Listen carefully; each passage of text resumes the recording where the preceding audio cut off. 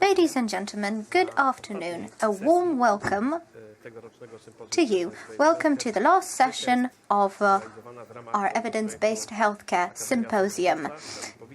This session is focused on local governments. We have Marek Wójcik with us, who is an expert on healthcare and represents the Association of Polish Cities. Good afternoon, ladies and gentlemen. Good morning. Good afternoon, Tomasz. We are very happy that Marek Wójcik found the time to join us at this meeting and demonstrate the present situation induced by the COVID-19 pandemic. This situation impacts local governments, and we will be talking about how we can go forward in the coming years and what we can use, what resources we have at hand to do this. Before we move on to the presentations, we want to demonstrate something unprecedented at our symposium. On a practical example of blocks, we will show you the pandemic situation.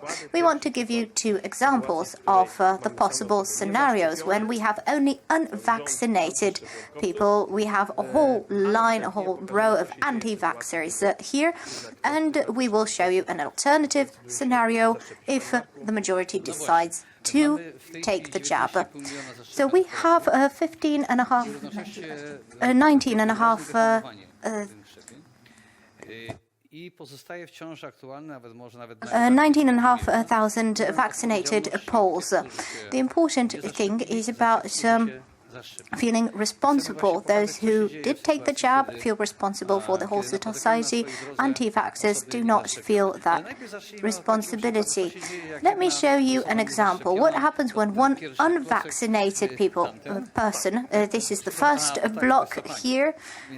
Yes, no, sorry, it's this lady here on this side of the table. What happens when this unvaccinated person meets other unvaccinated persons? She developed symptoms, and look what happens. See, this is how it works. So she triggers severe consequences, and all of these people end up in hospital. You know the statistics. We have every 10th person is vaccinated, and the majority of those who end up on hospital beds and have to be provided with ventilators are those who have not taken the jab. Let me show you what happens if we have a vaccinated person among those unvaccinated. Okay, this is Mariola. She's the block who got vaccinated. See what happens? So the domino effect is blocked, so to say, and does not spread extensively. What I want to say is that we are still facing a very important challenge: remote learning. Consequences for the children who had to participate in e-learning throughout the year are very grave. They're not just educational, but also related to healthcare. Using IT devices lead to postural defects, obesity, and lots of educational problems and problems with upbringing.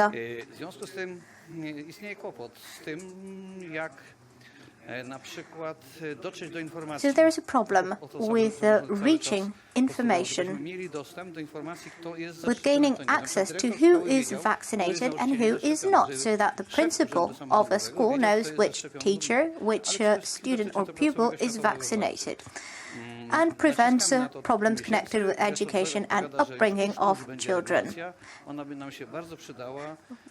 We await regulations in this area because it is much needed.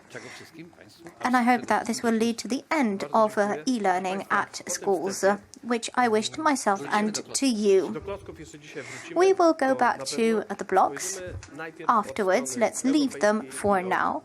First, let's take an European perspective on evidence-based healthcare. We have Martin Postma with us, who will present the HTAI statement on COVID-19 vaccines, and I hand over to Martin Postma. I will focus on the broader context of the HTAI statement. I would like to say, I thought you also had Elena Petelos in the speaker, so maybe it was a preliminary agenda, but Elena is doing the update of the HTAI statement, and I will focus a bit more on the context of health technology assessment in COVID-19 vaccines, in particular relating to my role that I have as a member of the JCVI, which is completely at the bottom of this slide, listing all my other affiliations. As a member of JCVI, the Joint Committee Vaccination and Immunization in the United Kingdom, I am actually involved in health technology assessments for COVID vaccines on a weekly basis. We have like 8 hours per week that we spend together online, of course, because I live in the Netherlands. I can do my own slides.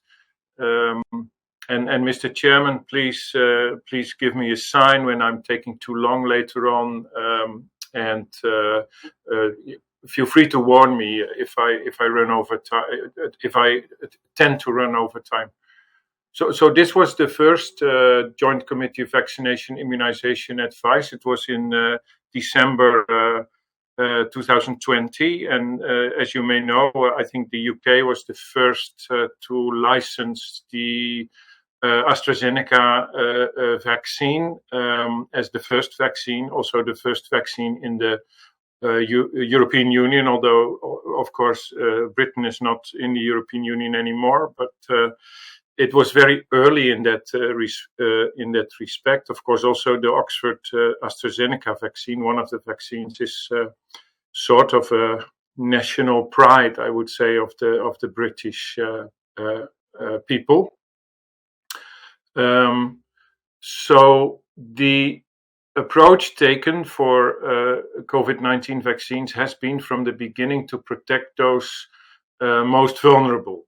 I will at the end also discuss a little bit more about indirect protection, but I would say that the approach has been from the beginning direct protection to protect those who are 80 years and older, 75 years older. It was really an age-based approach in that sense, and elderly first, and persons in risk groups, of course, also at higher risk of serious disease. And as well, there was this idea that carers should, social care workers, frontline healthcare workers, be vaccinated as well. There were discussions also on, that chauffeurs of bus drivers, teachers, but this has never culminated in any specific advice on that issue. A tendency was to minimize the difference between the vaccines. So, of course, very soon we had AstraZeneca as well as Pfizer, and they had different advice on the dosing, the period between first and second dose. And JCVI immediately tried to align them, to keep the, as I show on the bottom of this slide, to not advise as least as much as possible preference for either of the vaccines. Of course, in the end, we could not hold this, but I will come back to that as well. So this is very brief on the HTAI, Health Technology Assessment International.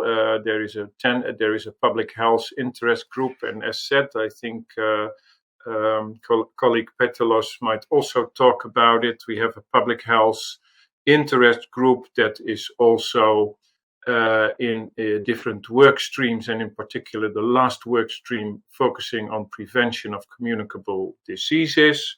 And within that context, indeed, there was a position statement done very early. So a lot of what is said there has to be updated. And as said, it's currently ongoing, this update. Of course, if you are interested as a public health worker I don't think we have people from Poland represented at the moment in the public health interest group. So feel free to contact me if you are interested. Apologies if I'm overlooking one of the Polish colleagues. This is in Dutch, apologies for that, but you can easily read the country names. Poland is actually in the middle, just a bit below the middle, and this was in June, so it's some time ago, and it shows the percentage of people in Europe who got both doses or one dose, and it also shows in the colors, and you see that Malta was a front runner, as well as the Verenigd Koninkrijk, number 3, the United Kingdom. And you see that the colors indicating that also in some Eastern European countries, for example, Sputnik and Sinovac, the Chinese vaccines, are used. From the introduction I got, it was a bit translated as well. The Polish, my Polish is very poor. It was a bit translated that Poland has, in the meantime, a higher uptake for sure than in this table. But I also understood that you have some anti-vaxxers in society, as we have as well in the Netherlands for sure. I don't hear a lot about it, I must admit, in the JCVI in the United Kingdom. Of course, vaccination in Europe going well. This is the situation in Africa. Sorry again, it's in Dutch, but it says Africa is lagging far behind, and you can see in the colors how low vaccination rates are still there. The good thing, I guess, is that a vaccine like the AstraZeneca vaccine is really a relatively cheap vaccine. So the initial approach of JCVI was direct protection of those vulnerable, avoid differentiation in the vaccines, and in particular make the 12 weeks period between the first and second dose for both vaccines. And we had intensive monitoring of real-world data, RWT, and continuous modeling as well. As the JCVI is a very health economics as well as modeling oriented committee. More recent, these differences between vaccines came forward with respect to benefit-risk ratios. I have a few slides on that. Emergence of new strains, of course. Monitoring effects not only against disease, very effective vaccines against disease, but what about effectiveness against transmission, infection? There are now discussions on third doses, revaccinations, inclusive heterologous boosting, like giving Pfizer when you previously had AstraZeneca, for example, rather than giving the same vaccine again. And there is first evidence now coming out on prevention of transmission. So this were some of the modeling results, very, very grim, predicting a peak in the summer in the United Kingdom. It actually didn't really happen, so that's good. Some data here. This is on the Janssen vaccine that says that it works quite well against new variants, and in particular the Delta variant was, of course, something that came up most recently, although still some time ago. This is an important issue, of course. This is the side effects that we looked at, the benefit-risk ratio, and you can see for the 20 to 29 year age group, the risks of getting thrombocytopenia. They do not outweigh the benefits that you get on the left-hand side in the blue of avoiding serious COVID ICU admissions due to COVID. So this led to the advice in the end that below 40 AstraZeneca was not used anymore in the United Kingdom. let me go back to this slide in a second. This is some results on the heterologous boosting, and I won't go too much in detail. This was on the side effects, and you can actually see that the side effects were a bit bigger. I won't go into detail here, but were a bit bigger if heterologous boosting was performed, which indicates generally that when the side effects are a bit worse, that also the effectiveness is, and indeed, and now still confidential, I think, results from this Siren study. Only this was not a Siren study, it was a different study, but it now shows that in many cases, heterologous boosting, as said, Pfizer over AstraZeneca, for example, is more effective, not only in terms of side effects, which is obviously not what you want, but also much more effective. This is very recent advice of JCVI only a few weeks ago on the third, or let's say the boosting. In particular, this one was on the boosting. All adults aged 50 years and over, and again, the frontline healthcare workers, all those aged with underlying health conditions. And of course, it's now a matter of also for countries, how many vaccines do we have, and do we have enough for booster programs? In particular, as there seems to emerge a preference for the Pfizer vaccine. I go 2 slides back because I want to say briefly on this one. This was the Siren study. If you look at the conclusion, our study demonstrates that the Pfizer vaccine effectively prevents both symptomatic, but also asymptomatic infection. And this indicates the effectiveness potentially of the Pfizer vaccine of interrupting transmission. And then that brings me to my sort of last point. In the United Kingdom, we already have for a long time pediatric influenza vaccination. And pediatric influenza vaccination, we don't do it for the kids. So vaccinating the children against flu, we don't do it for the kids. We do it. And this modeling study shows it very nicely, where you on the left-hand side see the low-risk population, on the right-hand side the high-risk population, and pediatric influenza vaccination, in particularly, here you see the deaths associated quality-adjusted life days gained. So it's about QALYs gained, let's say. And the majority of the quality-adjusted life years gained, the deaths avoided, is in the elderly. So we vaccinate the children to protect indirectly the elderly. And therefore the vaccine has to be effective, of course, in blocking transmission. And this is influenza. Same for the Netherlands. We don't do it yet, but there's discussion in the Health Council that also a modeling study on the right-hand side showing that if we vaccinate the children in blue, this is what we gain in terms of symptomatic cases averted, what we avert in children. And in the red, it's what we avert outside the children, in particular in the 65 years and over.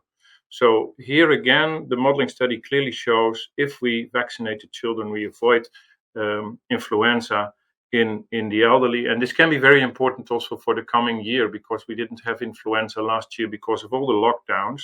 We missed 1 year of immunity build-up. So we could have quite a worse influenza season upcoming. Then the Health Council did the same analyses, and again, I won't dwell on the details, but on the left-hand side, you actually see the number of the R. This is the R number, the R naught, the R. So the famous R number that everybody sort of knows about since COVID.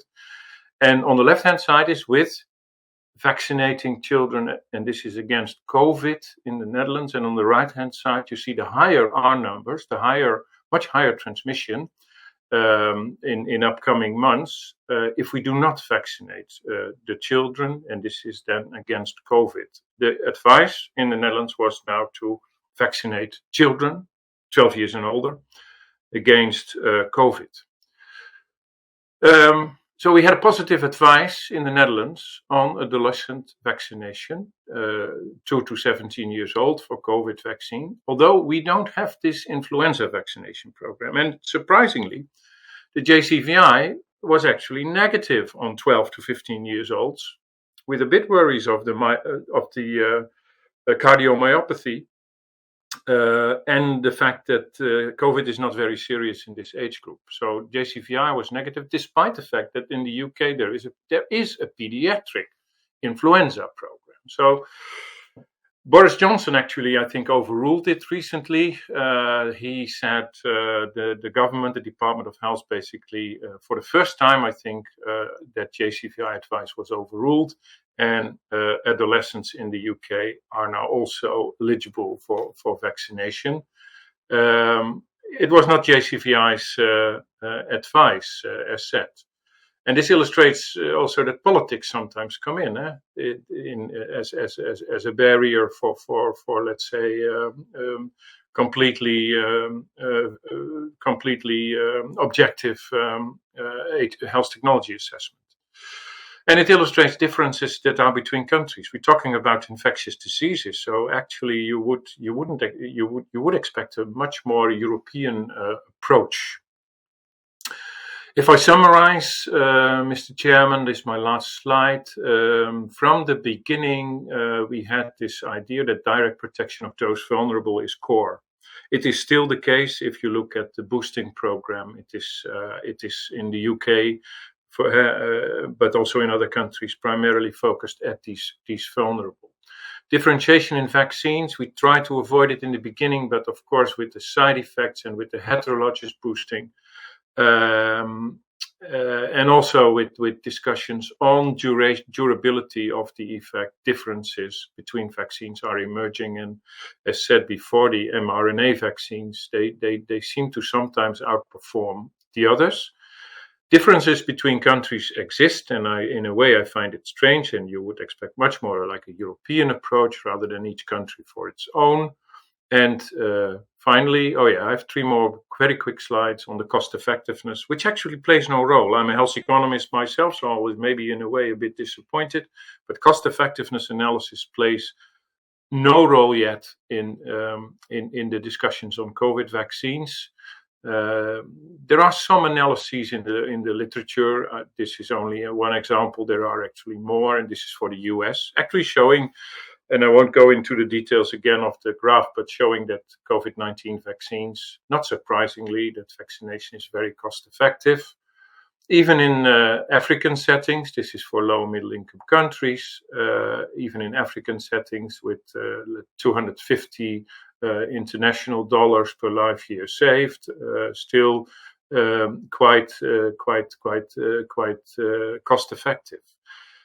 So cost effective that manufacturers might have started to think, okay, maybe our price is too low, and our price could act. And Pfizer, we already heard some sounds from Pfizer that they are thinking of increasing their price, and maybe from the perspective of value-based pricing and cost effectiveness, I mean, probably at a bit higher price you would still be cost effective. So interesting how the world is going on now with the African countries, for example, hardly being vaccinated.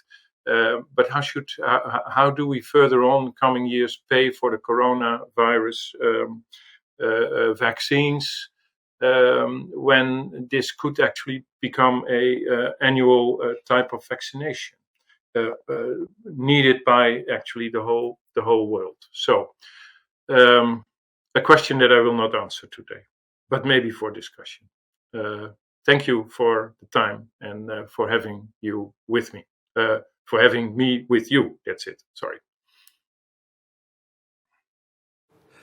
Dziękujemy bardzo, Martin. Thank you very much, Martin. This session is greatly addressed to representatives of local governments. Poland is also witnessing a debate about promoting medical knowledge by experts, especially concerning vaccinations against COVID-19 and influenza. Just so that you know, in Poland, influenza vaccination among children are only at the early stage. According to epidemiologists, we have less than 1% of children vaccinated against influenza. I have one question concerning local governments. Do you perhaps know how local governments become involved in Europe in promoting COVID-19 vaccinations?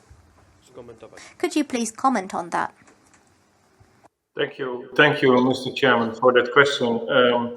What I can take from experience from the committee in the UK is that local governments, local health authorities have actually now and then contacted the national committee on issues like specific regions or specific parts of London or Manchester, for example, where vaccination rates remained very low.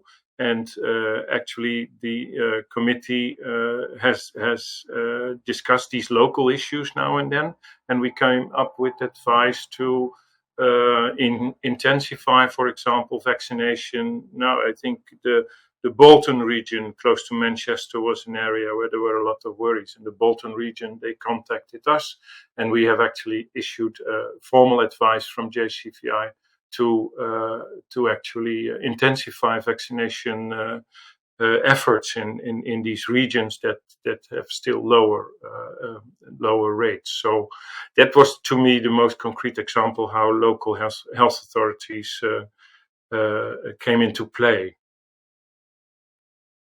Of course, there's a lot happening at the local level that we don't see at the national technical committee. Thank you very much. Bardzo dziękuję za odpowiedź. Thank you very much for your answer. Thank you for the presentation. W trakcie naszej sesji do problemów It was my pleasure. Thank you very much, Martin. We stay in touch, of course. Bardzo Państwu dziękuję. Proszę Państwa, przechodzimy do naszego... Ladies and gentlemen, let us move on to our local Polish context. Będziemy razem zastanawiać się, jakie są... We will now put our heads together and discuss the challenges facing local governments in Poland. We will look at the tools who can help us take effective actions in the future. I would like to start by inviting Ewa Urban from the National Institute for Public Health of the State Institute for Research, from the Institute for Prevention of Chronic and Non-Chronic Diseases. Ms. Ewa Urban is joining us online, and I would like to ask her to discuss coordination of public health actions in Poland. And please let us in on a secret. Please give us a glimpse of a new and very helpful tool, Profi database. Thank you. I will do my best to give you the basic assumptions for this tool and the functionalities of the tool. This tool is aimed at facilitating work and coordination of actions at the local level, at the local government, but also central government level. Professor Martin has just told us about a very narrow but incredibly pertinent and topical issue, that is vaccination. In Poland, public health and related interventions are covered by a variety of institutions.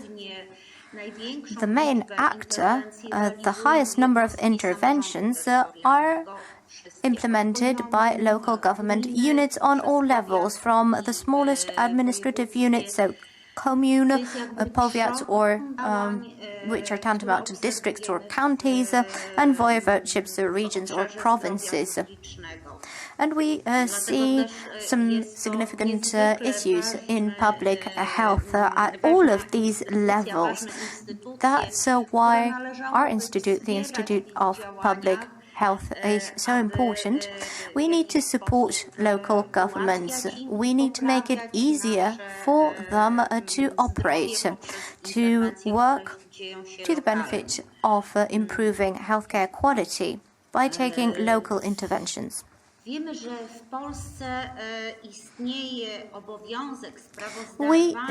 that in Poland we have a reporting obligation. It is mandatory to report on any tasks performed in the area of public health. All institutions, all entities which are funded from the public budget must comply with this reporting obligation.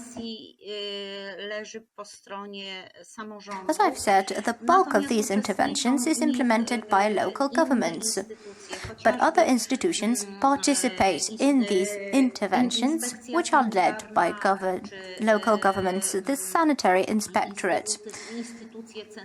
To name one example, central institutions, for example, ministries, but also scientific research and development institutions or universities, the academic environment.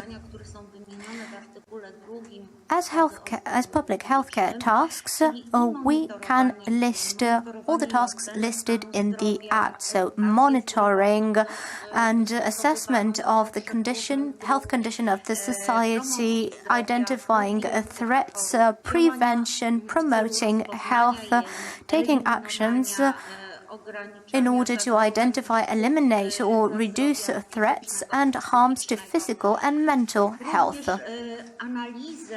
Also, analysis of the adequacy and effectiveness of delivered healthcare services in terms of identified health needs of societies, initiating and conducting scientific activity on public health, international cooperation,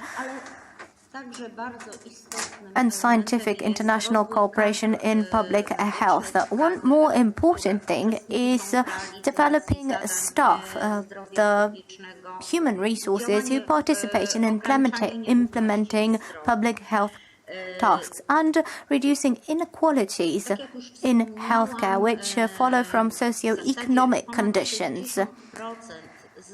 More than 60% of the implemented public health tasks submitted to the Ministry of Health were reports from governments, so more than 60% of the reports came from local governments. Some of them were evaluated by the Polish HTA agency. It was a small fraction.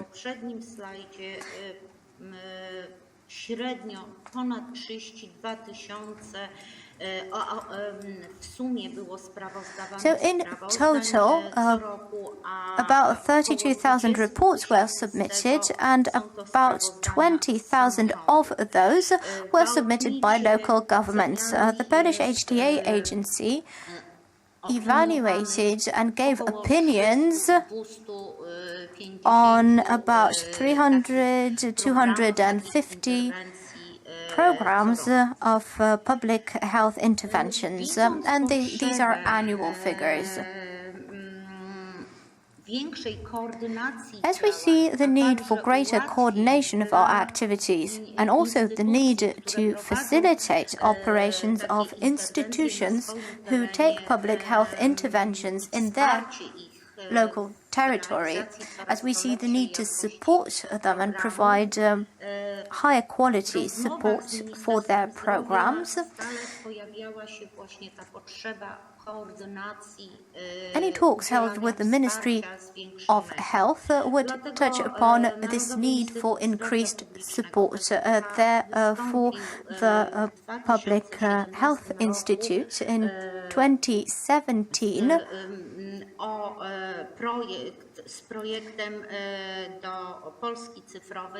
put forward a project to Digital Poland.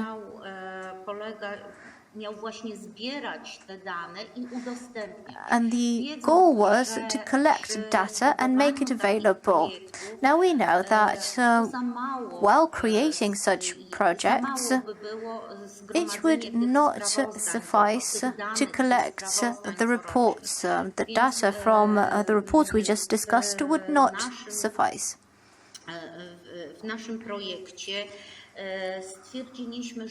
Therefore, in our project, we decided that we will make much more data available. We decided to share data also on the health condition of Poles, on the healthcare situation in Poland, but also we decided to provide data necessary for designing and implementing subsequent programs on public health. So demographic data from Statistics Poland, information on the socio-economic status across Poland. One more thing we found important were the priorities of local healthcare policies. This is a sum up of our project, which was completed on the 29th of May of this year.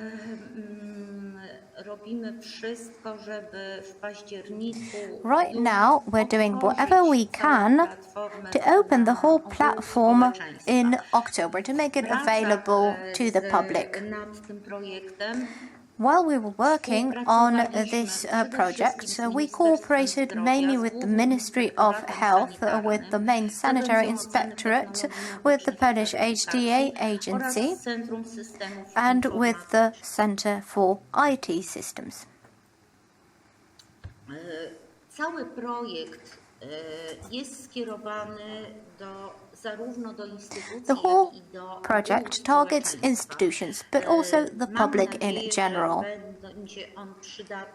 We hope that it will prove useful to the Ministry of Health, the Polish HTA agency, the Sanitary Inspectorate, but first and foremost, local government units, units of central administration, as those also conduct public health interventions, entities operating in the healthcare sector, R&D institutions, universities, and other educational facilities which are educating the future staff of healthcare.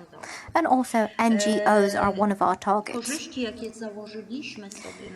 The benefits we set out for ourselves that we wanted our project to achieve were improving quality and accessibility of resources and the broad use of those resources to cognitive, scientific, administrative ends, but also monitoring the health situation and healthcare-related activities in the area of disease prevention and promoting health in the country.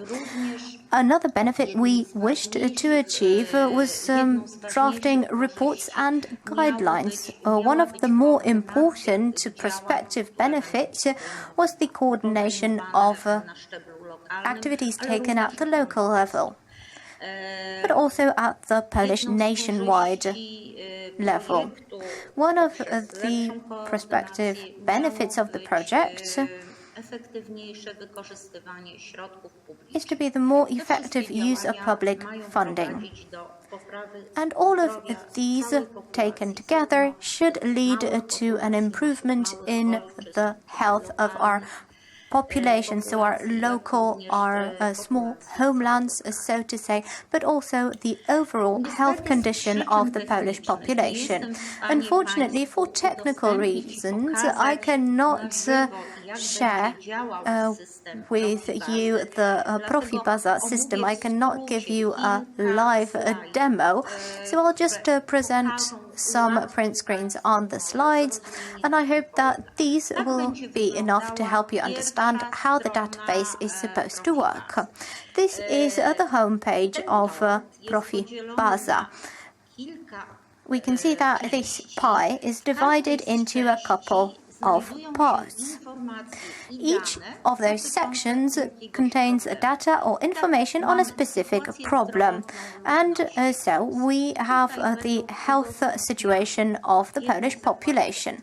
And in the tabs that we access through this section, we will have the raw data that we can download in Excel and CSV format. In a different tab, there will be information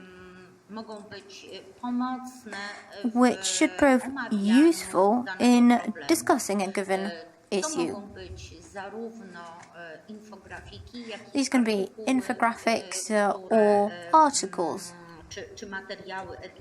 also educational materials.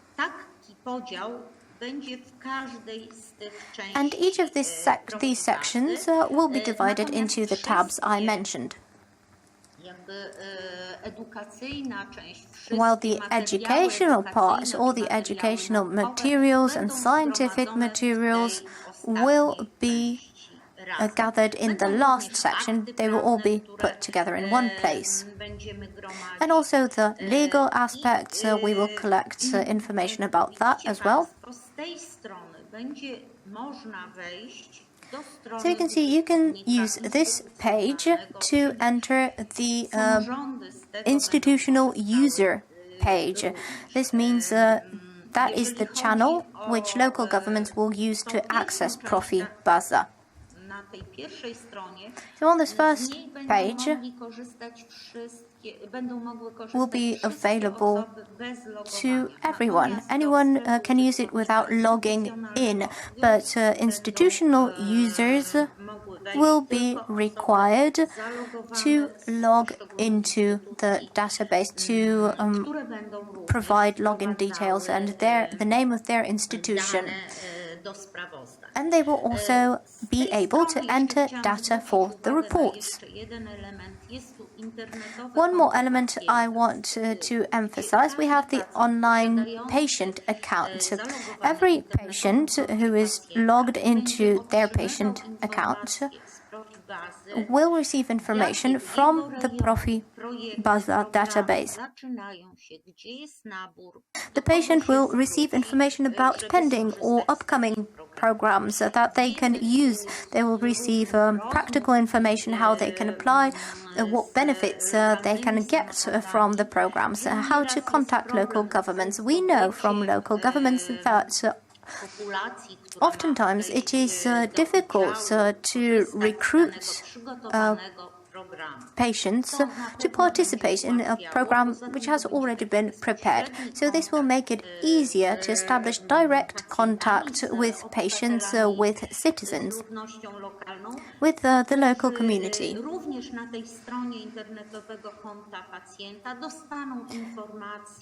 They will be receiving information through their online patient account about the deadline for applications. The aim is also to de-burden the helplines, the telephone lines of local governments. We don't want people making too many calls and burdening the local governments and interrupting them in their work. Let's move on to the institutional user page.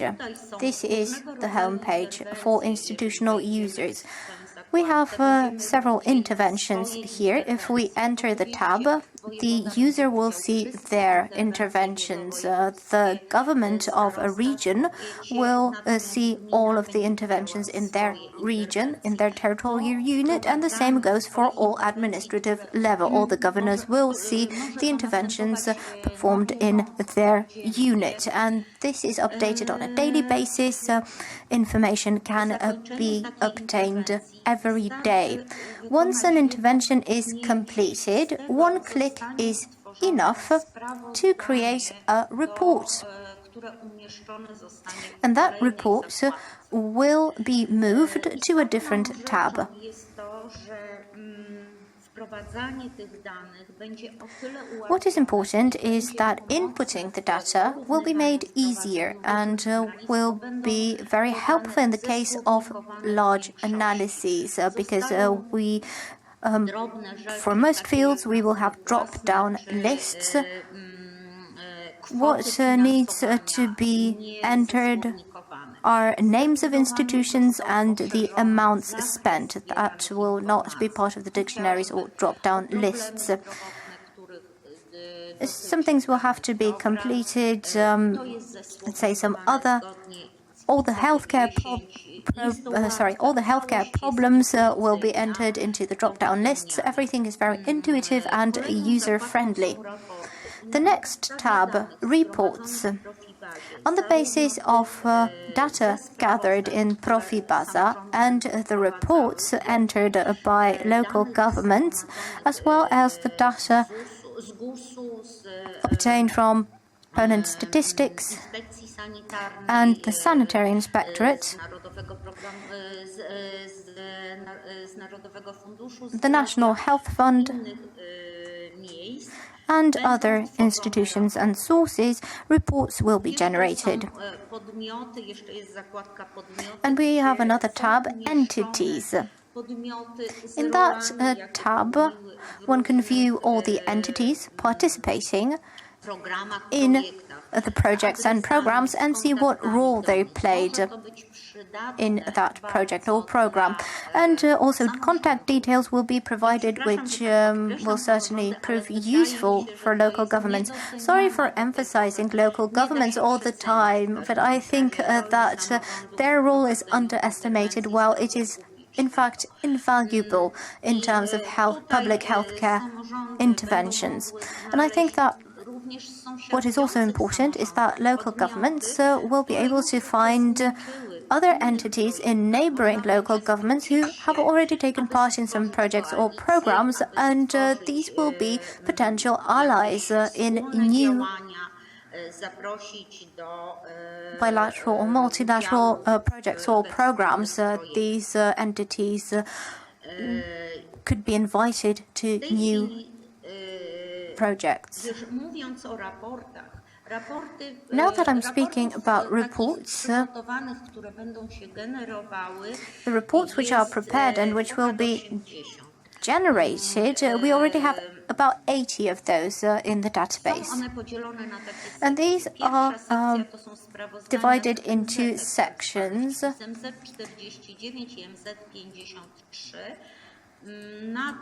These reports comply with requirements MZ 69 and MZ 53, which follow from Polish regulations. We got that information from the Sanitary Inspectorate when we were preparing the Profibaza database profile. That's when we got this data, also some historical data, which will be generated in specific reports. For example, the number of employees in a given sanitary station, also the sanitary condition in summer or winter hotels. The next tab covers health programs. In this tab, we have reports on the number of conducted public health interventions and the number of submitted reports. So this is important for all the local administrative units and for central administration. We also have more recent data, the number of interventions and efforts directed at populations which have some specific features, and these can be selected in the database. I'm sorry, I think I have to speed up with my presentation. The health situation. I understand that my presentation deck will be distributed to you, so you can look at the details later on. Let me just move forward and underline that every report contains a lot of filters. These filters can be used to filter and download data. We can select whether we need data for a specific administrative unit or for the nationwide level. So we can go down to the smallest administrative unit of Poland, so the commune. We can select the layout, whether we want to see the information in a table or a graph or an illustration or a chart. I know that I'm running out of time. I've already run out of time, but let me just finish. We have pie charts, vertical graphs. There's a lot of options.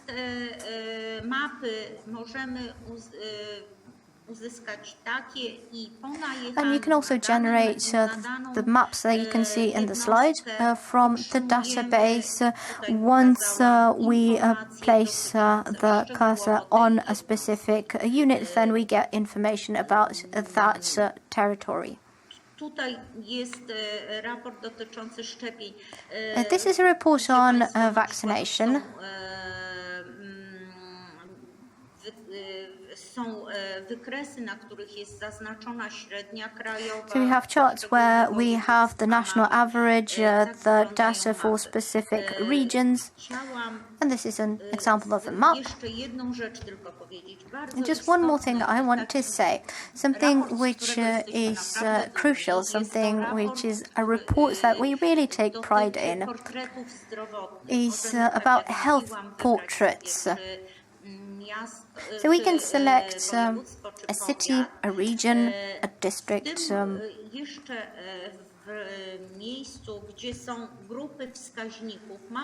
And where we have groups of indicators, we have different indicators: the demographic, the socio-economic, the geographic situation, the health situation. We have a lot of indicators at hand and a lot of groups of indicators. And we can go to each of these groups and use these indicators to select the data of interest to us for the territory of interest to us. And this is what the report will look like when it is generated and displayed to us. I don't have any more time. All I want to say is that Profibaza will make it possible to enter this data on a regular and current basis, will make it easier to report the data, will facilitate communication between institutions and enhance access to available public health programs.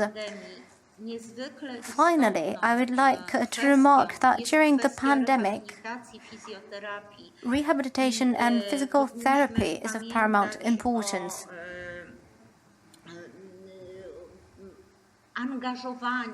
We must remember that physiotherapists must be involved in local partnerships. We must bear in mind that what will follow after the pandemic will be difficult, and we need to emerge from the pandemic healthy. And as far as I know, physical therapists are ready to help. They are ready to participate in these public health interventions. And I think that the aftermath of the pandemic should yield cooperation between local governments and physical therapists, because this is what we need as a society. Thank you very much for your attention. And I'm sorry for exceeding my time limit. Thank you, because this was very important. Thank you for these warm words, kind words about the role of local governments in the system. Maciej Krawczyk is listening in on us, the president of the National Council of Physical Therapists, and I know that he has taken your words to heart. We also have representatives of local governments with us, and these statements were addressed to them. Thank you for your presentation. Just a short question to you. Training in using Profibaza, will those be available, or some multimedia channel, any tutorials that you are planning to make available? Pierwsza rzecz jest taka, że instrukcja jest od razu na pierwszej To start with, stronie i na the każdej manual stronie is możemy, there on the landing page. wejść It's w danym always poziomie, available there instrukcje. wherever you Oprócz tego start, do so końca you roku can zostanie read up nakręcony on the jeden manual. film At the oraz end of the year, we will różne create filmy a takie, video do części. with instructions To on how będzie to use the cały czas database, and dostępne then na we stronie will add Profibazy subsequent na samej górze, videos. na pierwszej At the stronie top of the każdy website, będzie mógł z tego there skorzystać. is an eye icon and for information, and that's where you can get information about the instructions. We will also have a helpline manned by 2 people, and we will answer all queries by email. Let us move on to the next do polityki zdrowotnej na poziomie samorządów. topic, the healthcare policy at the local government level and the challenges for the upcoming years. We've already listened to Ewa Urban and her presentation on a new tool. Marek Wójcik will tell us about another tool that is worth promoting. But before we move on to that, we have to look at the upcoming years in the context of local governments. So Marek, I hand over to you. Please give us your presentation. Ja w kilka minut pokażę Państwu te elementy, które Thank you. uważam za I will use a kluczowe few minutes to depict some of the elements I find of key importance for planning the future in local governments i in healthcare. And I will start with this short overview of the trends we are going to see. So we have demographic and economic aspects that we are bound to meet, and I think that they will determine our future. So most of all, demographic changes. In a moment, I will show you my favorite indicator of the grandpa-grandson ratio. As I will be presenting the health needs maps, I wholeheartedly recommend that you read the health need maps that were published in August this year and will be applicable until 2026. If someone thinks that the expectations towards the quality and availability won't rise is mistaken. Those expectations will continue to be on the rise.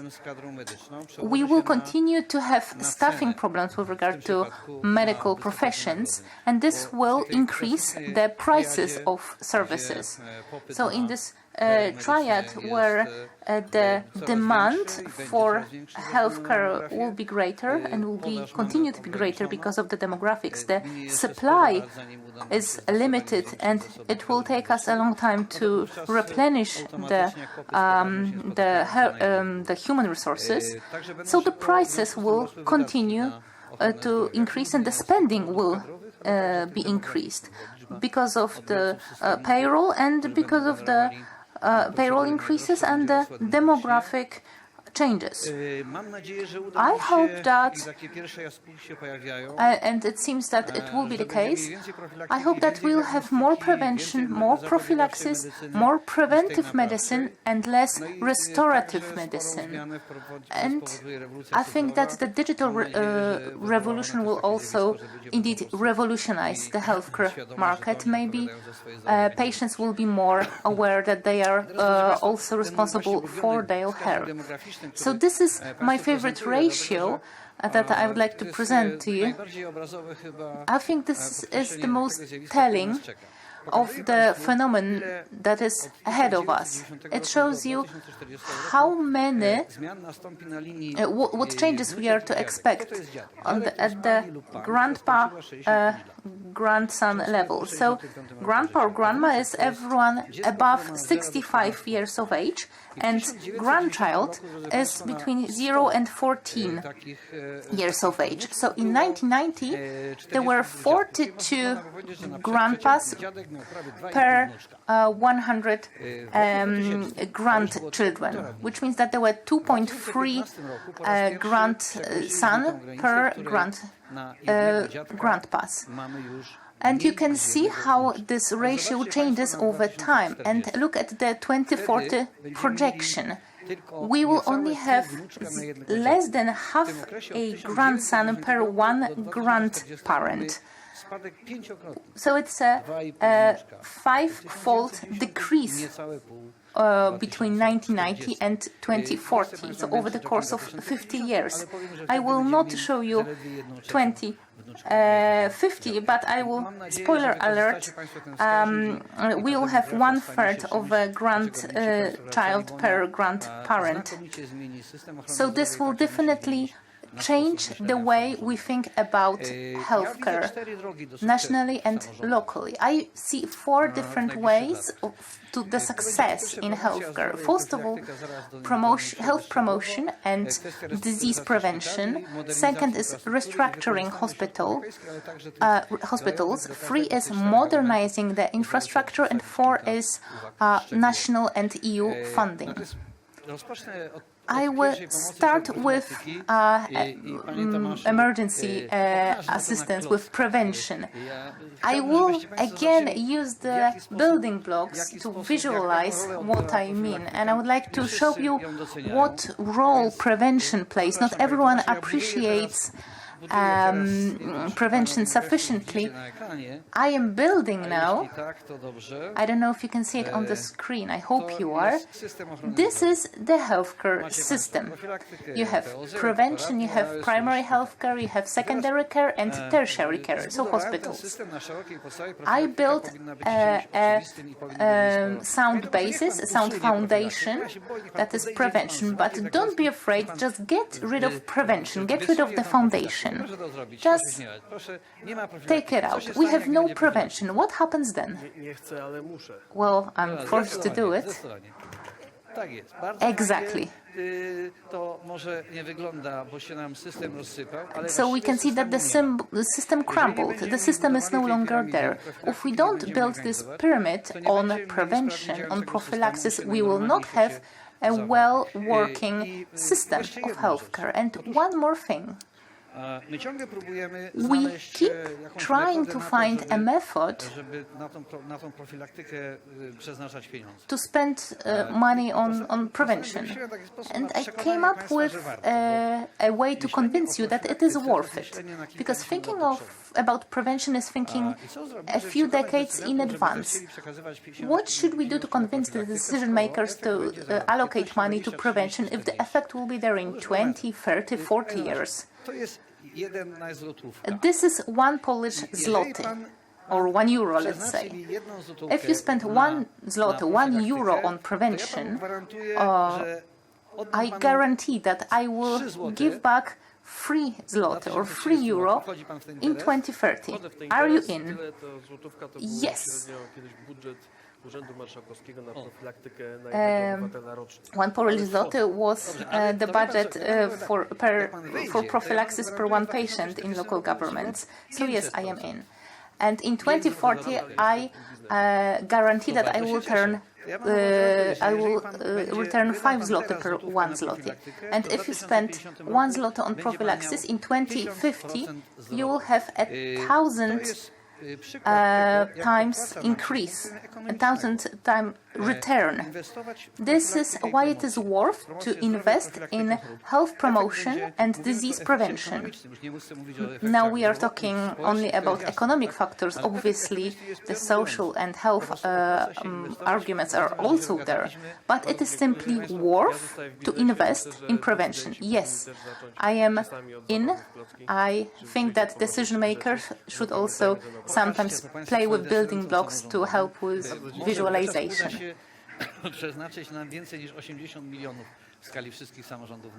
Maybe we'll be able to spend more than 80 million in local governments on prevention and prophylaxis. But going on to more details, we'll have to choose, because the budgets are tighter, the revenues are lower, and everyone in self-governments know it. So we'll have to make certain adjustments. I think that the priority will be the broadly understood COVID rehabilitation. I imagine this will be mostly addressed to children and the youth. Definitely vaccinations, which now constitute around 40% of all spending by local governments on health, and definitely screening. When it comes to financing, I recommend reaching for new types of funding, for example, working with the National Health Fund, combining private and public sources of funding. We have to be bold about it, and we have to demand mechanisms which will allow that on a legal basis. I would also like to stress something that is underestimated: communication. We have to know how to search for communication channels between different stakeholders, between residents, between healthcare providers, to implement projects together, to effectively communicate the effects of the projects that are being carried out, because not everyone sees the value of that. And the main beneficiary will be young children and youth, and also elderly citizens.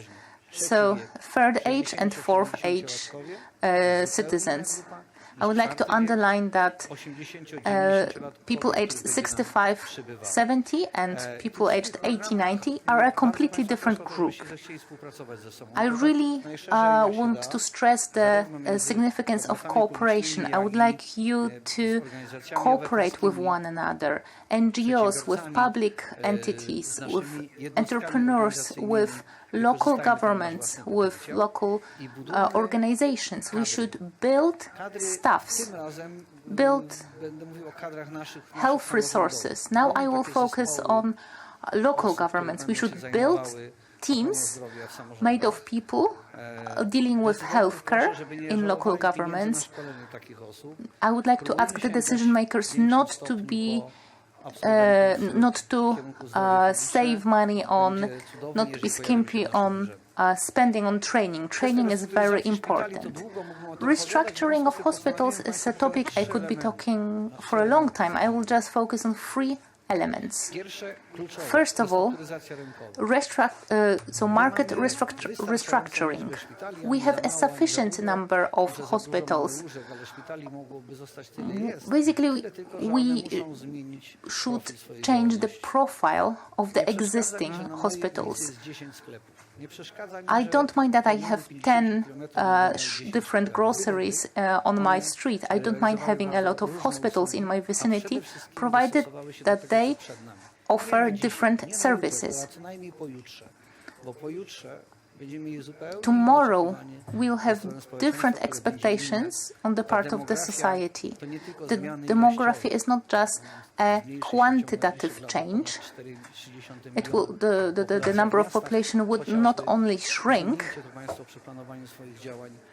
You should take that into account in your plan, but most of all, qualitative changes will take place.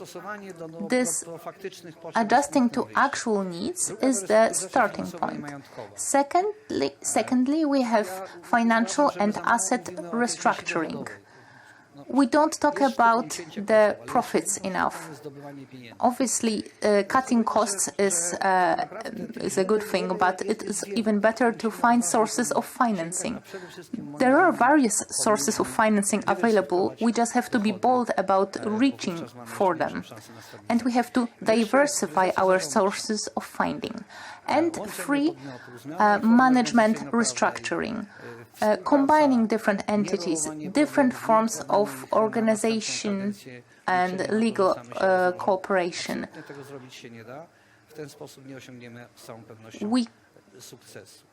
need to remember not to sweep things under the rug. And now to the number of beds in hospitals. You will also find, I will show you something that you will also find in the health needs maps. I think this is something that might be of interest to everyone who needs to make a decision about the future of their hospitals. You will see a lot of figures here. This is a collation of the number of beds per 100 residents in the EU countries. Starting with the country with the largest number of beds, that is Germany. They have over 800 beds per 100,000 inhabitants. But we also have an indication of whether the number of beds increased or decreased. And there are 4 countries in this table, Poland included, where in this period the number of beds has increased. We have on average 653 beds per 100,000 people. There are only 3 other countries with a rise in this figure. Most countries are reducing the number of beds in hospital. For example, in Finland, that's by almost 50% less. So the changes are significant. Poland, unfortunately, also has this number on the rise. So we have a lot of beds, and that might be our main thing, that should be the main focus of hospital restructuring. You should decrease the number of beds. We shouldn't reduce the number of hospitals, but reduce the number of beds and also use that opportunity to increase patient comfort. So the discrepancies across Europe are huge, as you can see. On the one end, you have 800 beds, and in Cyprus, you have 330 beds. And now moving on to the national level, I showed you the number of beds in different European countries, and this is the division by different administrative regions of Poland, different voivodeships. We, for example, have Małopolska and the Mazovian voivodeship, which are color-coded here.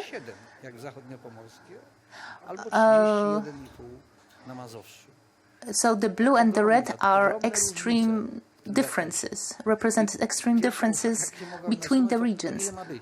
So the first thought is, so how many beds should we have? I think that it should be closer to 25 beds per 100,000. According to many experts, it should be between 20 to 25 beds per 100,000 inhabitants.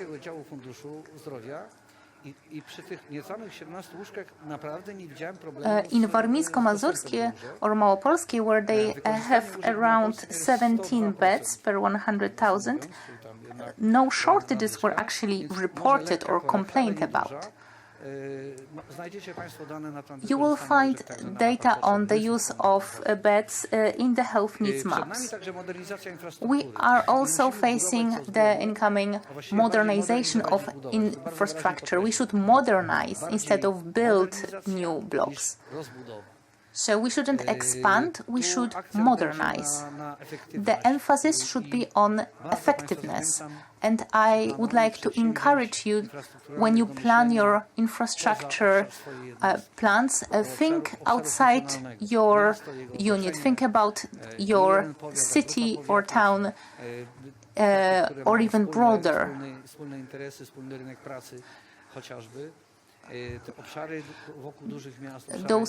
Don't think only about specific geographical units. You have to adopt a broader perspective. And we will have to focus on the changing needs of inhabitants. this shift towards single-day care, towards rehabilitation, towards mental care, that is something we will be facing.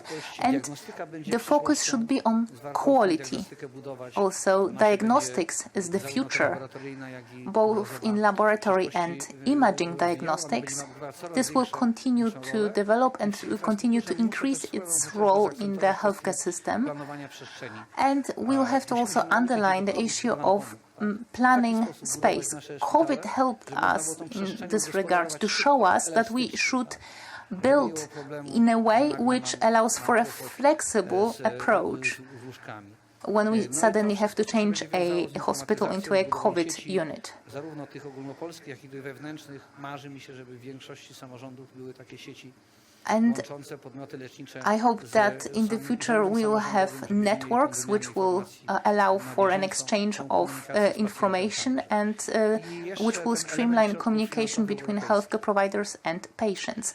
And coming back to funds, financing from the EU and national sources. In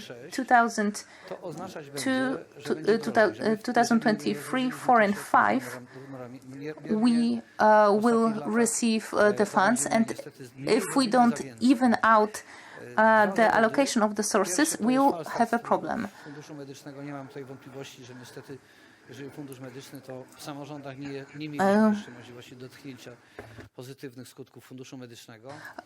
We will be 25 million Polish zloty were allocated to hospitals within the medical fund, and this will not be utilized this year. Another concern is that the Minister of Health consciously decided against implementing health projects. This fund, which allows for implementing sustainability goals, it does not apply to healthcare, and this is a big shame. We also have this restoration fund. We don't know when we will receive the financing. And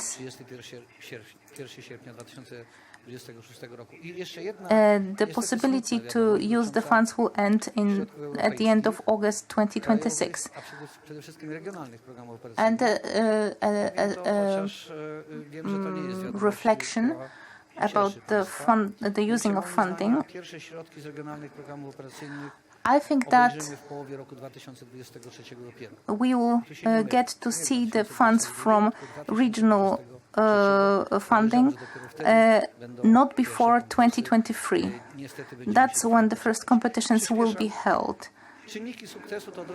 When it comes to success factors, most of all, strategic planning, cooperation, focus on effectiveness. Number 4 is boldness. We have to be bold about and brave and courageous about what we plan. Unfortunately, very often self-governments are not bold enough, and the final focus must always be on quality and on solving problems and not postponing their solution.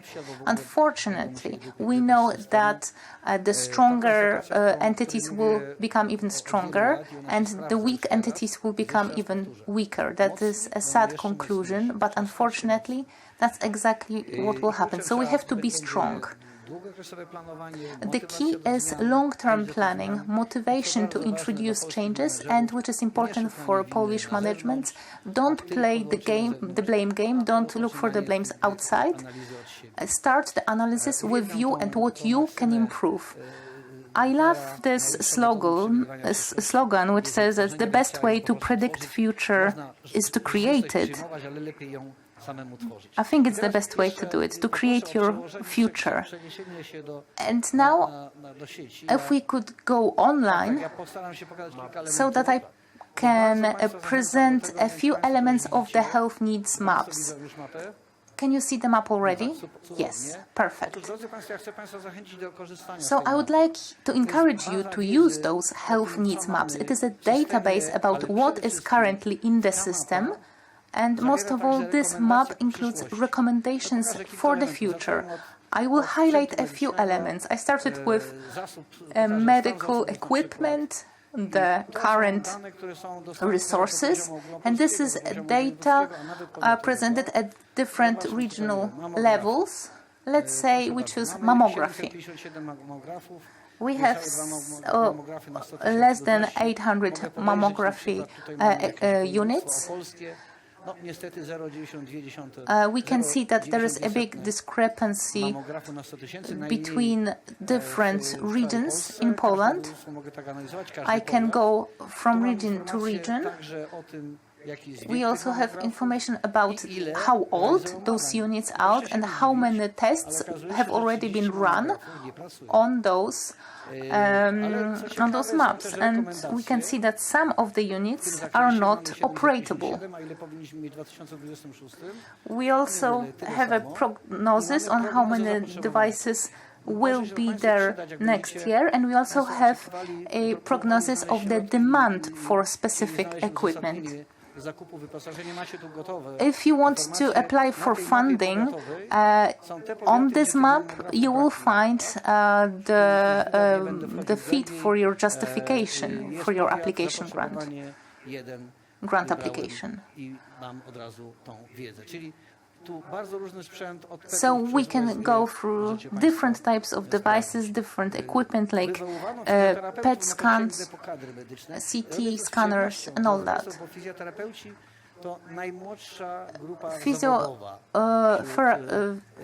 Physiotherapist is actually the youngest healthcare profession in Poland. We can check how many women there are in this healthcare profession. 17,000. We can also check how many representatives of this healthcare profession there are in specific regions. We also have a prognosis for the demand for specific healthcare professions. We can go from region to region. We can see that in 2030 the demand for physiotherapists will be greater by 30%. You can also find epidemiological forecasts helpful. They are presented at the European, national and regional level. We can compare Poland with different countries. And we can take one disease as an example. Let's take self-harm and interpersonal violence. This is Poland versus Europe, presented on a timeline until 2035. So we have incidence and death at the end. And unfortunately, on this scale, this constant line represents Poland. The dotted line is Europe.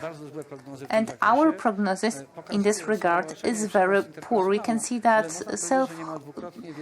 self-harm is probably will be twice as large compared to the European average. I will also give you the example of cancer care. Deaths in cancer-related deaths. In Poland, we will continue to have increasing numbers of cancer-related deaths, around 300 people per 100,000. Po prostu ludzie do tej pory nie dożywali do tego, żeby umrzeć na raka, teraz to postęp people will continue to die of cancer because the estimated length of life has been extended. I talked about hospital beds quite a lot. We also have an indication of the usability rates of those beds. You can see how much they are actually used by region, by county, even by a specific hospital.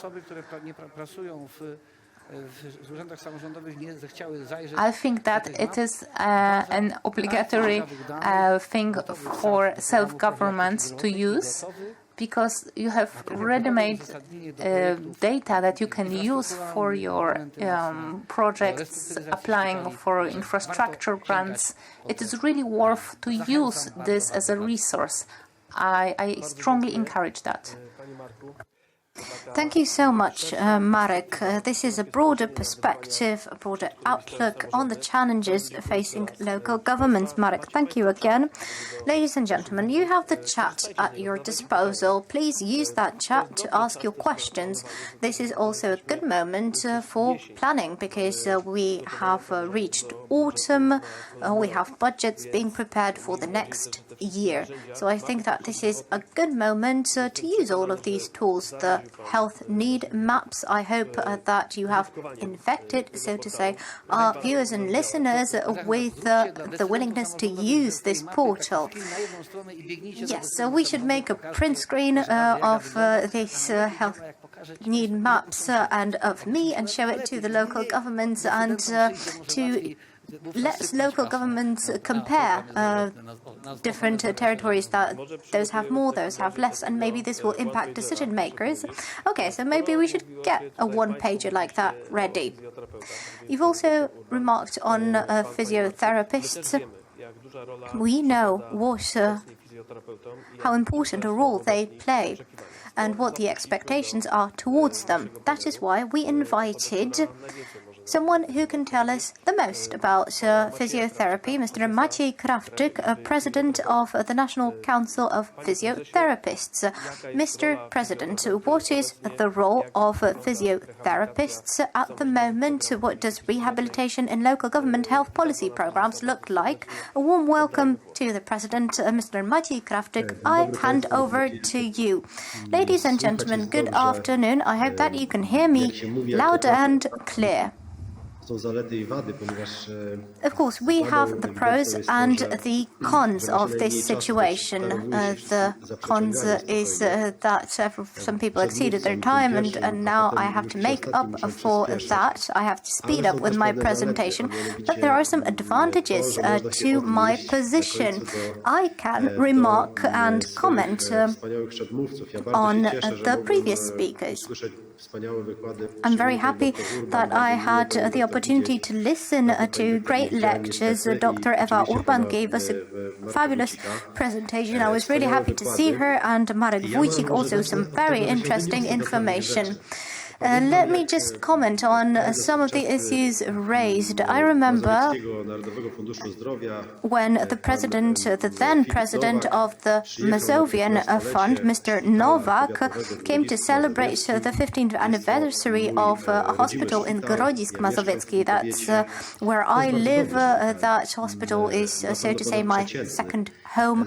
It's a very good hospital, above average, known across Poland.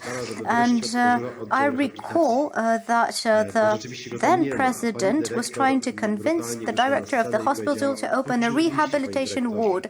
And she walked out on stage and said, "Of course, if you pay at least thrice as much per bed per day, then yes, I will open a rehabilitation ward." So the question of finances, as concerns the long-term effects of prevention, what Mr. Wójcik said, it is not the case that these effects are always long-term, because in the elderly we can achieve an effect of lower incidence in respiratory diseases of the upper respiratory tract, which can be lethal within a couple of months in elderly ages. So yes, in some cases we cannot achieve a long-term effect depending on the age group. I think that all issues related with healthcare have been touched upon. That is why I will take the liberty of starting with an animation. This is Krzysztof. On a daily basis, he works at the office. Every day, he has to move across a town and commute to the post office. He has to get his car insurance, and in his spare time, he is learning English. Half a year ago, he was playing football and had an injury. And now, 6 months later, he is experiencing severe spinal pain. The pain is unendurable. Now, where did Krzysztof go wrong? Was his posture incorrect at the office? Maybe the injury. Did he not react to it fast enough? Well, the answer to all of those questions is yes. So what does Krzysztof do? What should he have done? He should have gone to a physiotherapist. Physical therapy is an area of science and medicine which helps reach full recovery faster. If you need professional help, irrespective of your age, without a referral, go to a physiotherapist. Modern physiotherapy helps cure and prevent various illnesses. It is present in almost all medical areas. A physiotherapist is an educated employee of public trust. There is an act which regulates this profession. They will restore full motor capacity of their patients. You are in good and responsible hands because every physiotherapist must have a license to perform their profession in Poland, and this license is granted by the Council of Physiotherapists after an in-depth interview and verification of the skills and competencies of the candidate. Ladies and gentlemen, in Poland, we are experiencing a difference between the health map which we saw. We have 71,000 physiotherapists in Poland. This is a European average, but I think that we're fifth in Europe in this area. We are the third most numerous medical profession in all European countries. We are in an independent medical profession which is authorized to deliver healthcare services, especially functional diagnostics of the patient. So this is not just imaging, not just laboratory testing. This is a physical examination where we touch the patient, where we examine them directly, and we can determine what is wrong and what that person needs. So what we do is we select and adjust the medical devices necessary for the patient and teach patients how to use them. We are also involved in physioprophylaxis, and we issue opinions and decisions on the motor capacity of our patients. We are certainly the youngest medical profession in Poland. Just look at the difference between the median age for physiotherapists. This is 36 age. About 70% of physiotherapists is under 40. The number of physiotherapists is what I said, 71,500. Almost 88% of that have a master's or bachelor's degree. In the 1970s or 1980s in Poland, we had physiotherapy technicians.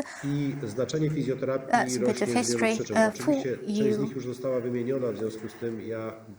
Some of these things that I wanted to discuss have already been said, so I'll just keep this brief. WHO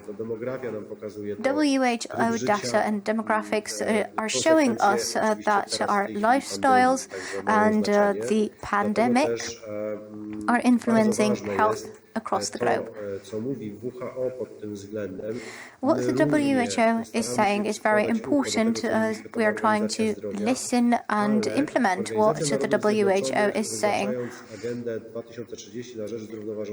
And the UN resolution which set out the Sustainable Development Goals in Agenda 2030, this was adopted in 2015. This resolution is about ensuring all people, irrespective of age, with well-being and health.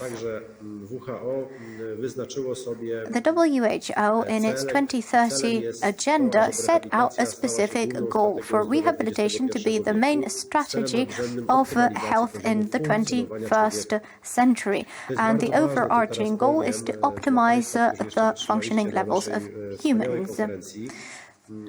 I'm sure you've already referred from this conference that the WHO has adopted the motor capacity of humans to be one of the most important objectives to pursue by all member states. WHO knows exactly who dies of what in what part of the world and what illnesses they fall down with. But the WHO does not know the health condition, the present health condition of the people living in those member states. So this is very important to determine the most capacity, the health condition. Because thanks to physiotherapy, you can go back to work, but if you don't get it, then you are bedridden and cannot contribute to the economy. We are a stakeholder of this WHO decision to adopt this as the third most important health indicator. And we were a partner to that. I participated in that myself. So the third most important health indicator. This is an indicator of the needs of the society.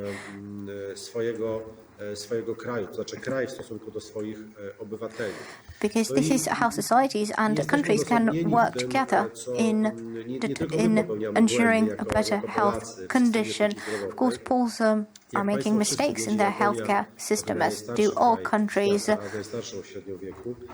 Japan has the highest median age of their population. In 2012, they understood that they have shortages of physiotherapists, and the Prime Minister of Japan decided to double the universities and higher schools for physiotherapists. Overnight, they created 100 new schools for physiotherapists. I also want to remark on the theory of physiotherapy. Survival in severe and acute conditions is on the rise. Also, our society is aging. Restorative medicine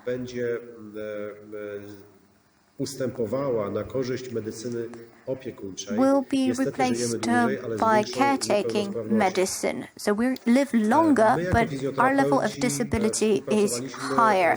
As physiotherapists, we cooperated with local governments. So we are cooperating with the local governments, and I'm sure we will continue to cooperate. We are implementing this cooperation on a central and local level. And for physiotherapists, it is obligatory to belong to the National Council of Physiotherapists. We have regional coordinators, and you can find them on our website. Let me give you a couple of examples.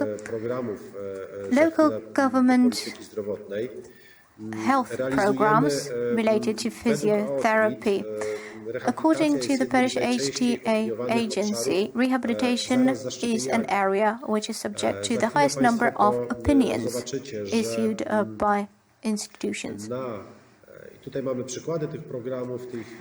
And these are some examples of the programs which were subjected to the opinion-giving process. There's a lot of these examples. I won't go into the details because that's not relevant here. Last year, at the end of 2020, rehabilitation took a second place. 110 programs received a positive opinion, 35 a negative opinion, and 23 were rejected for formal reasons. So this is the second most important area after vaccination. This in terms of the opinions issued by the Polish HTA agency. Ladies and gentlemen, the only recommendations of the Polish HTA agency issued in 2020 on health policy programs concern medical technologies, actions conducted under health policy programs, and the conditions for the implementations of those programs, which concerned the medical rehabilitation of COVID-19 survivors. And these were implemented to a large extent under the program which was designed by the experts of my institution. That is because we have certain tools. 4 years ago, we issued guidelines on physiotherapy, and these were based on the International Classification of Functioning, Disability and Health. And the National Chamber of Physiotherapists contributed greatly to combating COVID. So we established an emergency center on the 12th of March 2020, so very early on. And thanks to this emergency center, the quarantine period for physiotherapists was reduced in time. Already in the second phase of relaxing the restrictions on the economy, physiotherapists were allowed to operate and provide health services. But it is sometimes difficult to reach an agreement with ministries or with the National Health Fund, but we are happy that awareness is increasing about the importance of physiotherapists. And I'm very happy that this conference, already for 16 years, has been commenting on physiotherapy. I think 16 years ago, physiotherapy was not that important a topic of conversation. We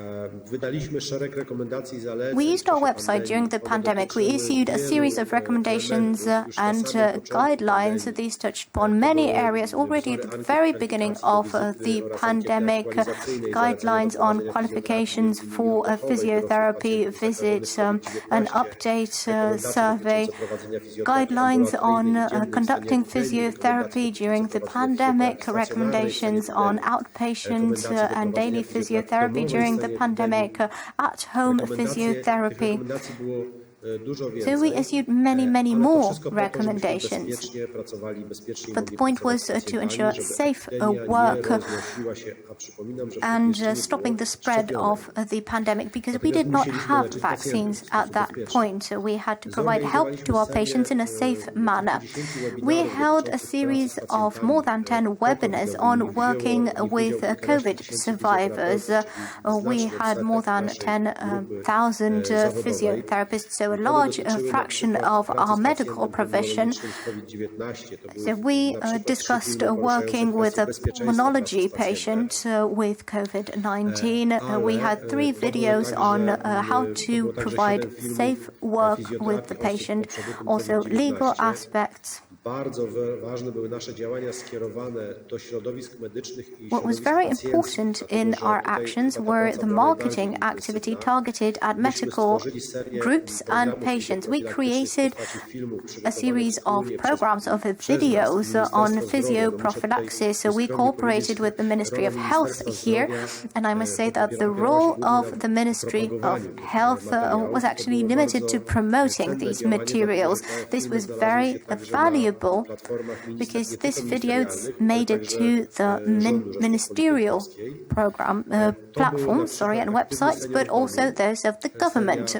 So we are quite proud of that. And we made a series of videos for elderly patients. We also had videos on an active break at work. A couple of million people had to work at their home offices. They had to stay at home to take care of their minor children. This was a campaign encouraging patients to go back to their physiotherapists because patients were scared of going back. even though they were suffering from serious health consequences. And this created a backlog of treatments for the patients. These programs are still available on our website, physiotherapia.pl.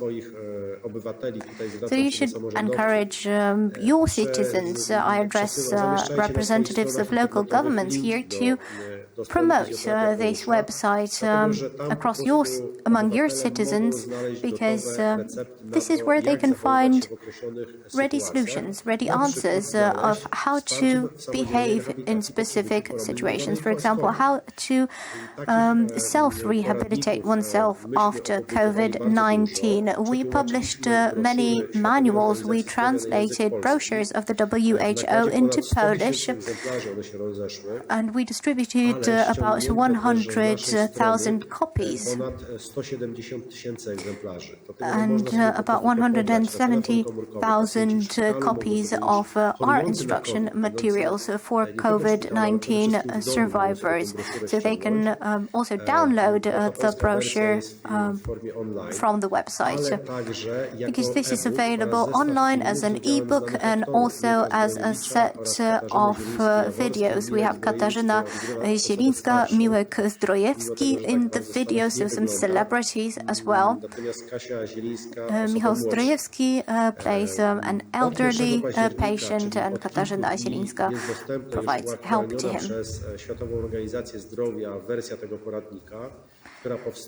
There is also a version of this manual which has been updated on the basis of our most recent experience with COVID-19. There is also some advice on mental health, on cognitive and emotional functions. And we cooperate with local governments in a very intense manner. And I would like to thank Marek Wójcik for this as well. On 19th of March, we organized together with Rynek Zdrowia a free webinar on local government health policy programs during the COVID-19 pandemic.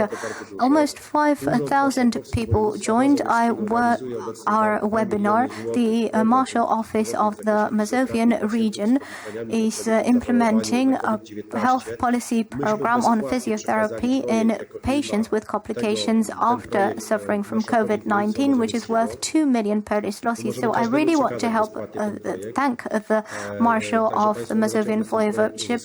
If anyone would like to get information on the program, then we will be happy to provide you with that information so that you can also implement this project in your administrative units. And it will be continued in 2022. The Marshal Office of the Łódzkie region introduced also a program for post-COVID-19 physiotherapy, and the Pomeranian Voivodeship region is also conducting such a program. The Polish HTA issued recommendations for outpatient and at-home rehabilitation programs, which were based on the guidelines which we developed. And those recommendations quote fragments of our proposals. These are simple proposals. We wanted to ensure the highest possible effectiveness with the smallest use of resources. So we wanted to make this cheap for local government, so to say, and also cheap for patients. As a result, target audience people who survived COVID-19, who are suffering from intolerance of physical efforts, fatigue, muscle pains, apnea. And this problem affects both those with acute course of the disease, those who required hospitalization, and those who suffered at home. The goals is supporting full recovery and full also professional activity, and counteracting the effects, for example, incapacity to work, lower quality of life, premature deaths. This is also about patients who had an acute course of COVID-19. Stages of the program: qualification to the program, initial assessment, intervention, reassessment, and evaluation of the program. Estimated costs: we use unit prices to make our settlements for a physiotherapeutical visit outpatient. This costs 70 zloty 21 groszy, and an at-home visit 86 zloty 70 groszy. Outpatient therapeutic visit 99 zloty, and at-home therapeutic visit 121 zlotys. This is not a very high price. This is not a market price. The advantages from conducting rehabilitation programs can be very high, because this increases access to physiotherapy and reduces significant problems limiting professional and social activity, providing access to qualified medical professionals.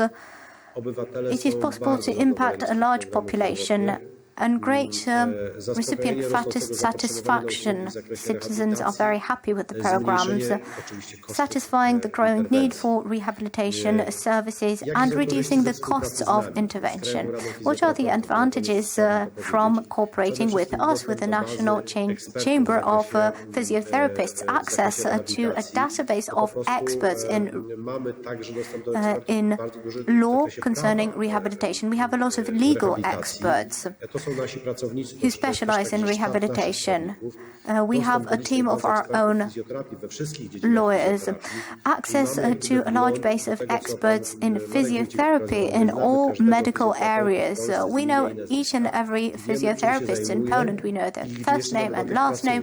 We know where they work and what they specialize in. We know if that physiotherapist can be used for social needs. Can we assign any tasks to that physiotherapist? We have organizational and staff potential. And the most important thing about us is that we work not for profit. So when you use our services, you are using the services of a local government. It's very important to involve stakeholders. As the Chamber and as physiotherapists, we are active stakeholders. We are ready to help by cooperating in designing, implementing, designing and reporting on the health condition of the recipients of our programs. We can document this so that you can provide grounds for the funds you spend on this program. And I would like to encourage you to use our resources. Please do not hesitate. We encourage you to establish cooperation with us. We are a very open local government. I am only 5% of the physiotherapists in Poland in my age group, that is above 55. But I think that I am a very modern thinking person. As Mr. Wójcik said, we are trying to shape the future of healthcare in Poland. And we will get the future that we will shape now.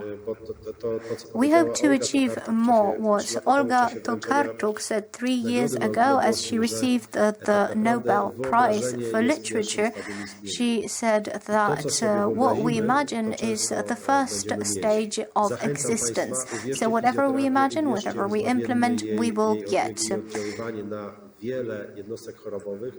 Physiotherapy can impact a lot of disease units, from infants, from newborns to people over 75 and more. I think I took 5 minutes more than the time allocated, but thank you. Thank you, Mr. President, for a very exhaustive presentation. We will have them uploaded to our website. We don't have the time for a discussion, and we had that during the session. But the final presentation, which will sum up the activity of CESTAH in cooperating with local governments, will be given by our last speaker, who will also refer to an initiative which was established during the webinar held on the 19th of March. Został was a partner to the webinar. And with Marek Wójcik and the President, we discussed what else could be done to promote the role of physiotherapy in local health policy programs and efforts taken to the benefit of local communities. So, Mr. President, just a couple of words, please be brief, but what have you agreed? Could you sum up your agreements? The president of the National Council of Physiotherapists decided that we shall have a competition. We will announce this call for the best program on rehabilitation. We will outline very attractive prizes which will be funded by the National Council of Physiotherapists for the local community. This will be very practical prizes. The prize will be us, physiotherapists, our services for the local governments who will win this call and this contest. It is worth participating, not just because the program is good, but I think the prize is fantastic. Thank you very much, Mr. President. Marek. I would like to add to the expressions of gratitude. Thank you for taking this initiative, for organizing this call. I wish to learn about the details, and I think that the prize is very appealing. I understand that the local governments who have the best programs will attract physiotherapists and they will spread across their local communities and do some good. Thank you. Ladies and gentlemen, I am very happy that we could announce this during our symposium. This also means that we are looking into the future. Mr. President, I hope that this will be a cyclical, a regular call, that it can take place annually. Thank you for confirming that. Thank you so much for your presentation. And now a very quick synthesis, a sum-up presentation on the activities of Został in this year. And I have it has been agreed that I show you a short video, and I will start with that in a moment. We encourage everyone to implement health policy programs and to cooperate with us in this regard. The list of the programs in which we took part is becoming longer and longer. We started in 2010 when we learned that the Basic Benefit Package Act was to be implemented. Throughout those years, we have been working with numerous associations and institutions to make sure that our projects are as high quality as possible and are as robust as possible. Hence, for example, our cooperation with various institutions. Why are self-governments, local governments important? You know very well. We have more than 2,800 self-governments. I know that you might feel like someone presented on this photo, and the pandemic even increased the concerns.